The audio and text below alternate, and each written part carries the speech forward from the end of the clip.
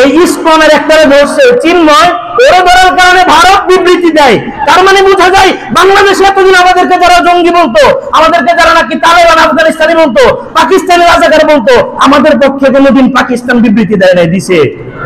আমাদের পক্ষে কোনোদিন আফগানিস্তান বিবৃতি দেয় নাই। তার মানে একটা ইসকন সন্ত্রাসীকে ধরার কারণে ভারত ফুসলায় উঠছে।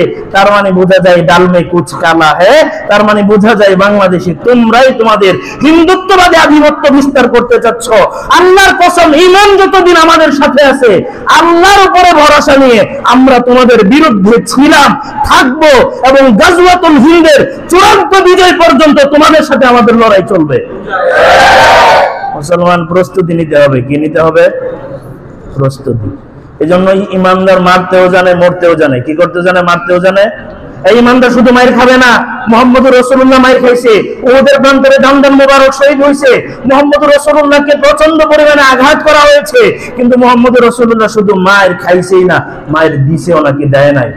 সুন্নাত নয় শুধু নমনীয় আলাপন, সুন্নাত প্রয়োজনে হুঙ্কার গর্জন। সুন্নাত নয় শুধু নেস্তরাতে যাওয়া, আরো সুন্নাত হলো রাষ্ট্রনায়ক হওয়া।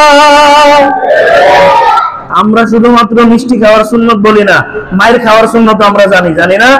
শুধু মিষ্টি খাওয়ার সুন্নত এটা মুসলমান জানে, নরম তো, এটা মজা লাগে খাইলে, এটা খায়।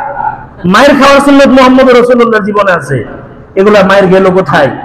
রাসূলকে তো চিনাই যাচ্ছিল না উহুদের প্রান্তরে। তার মানে বোঝা গেল মুসলমান, আমরা প্রয়োজনে আমরা গর্জে উঠতে পারি, আমরা নরম, আমরা কোমল।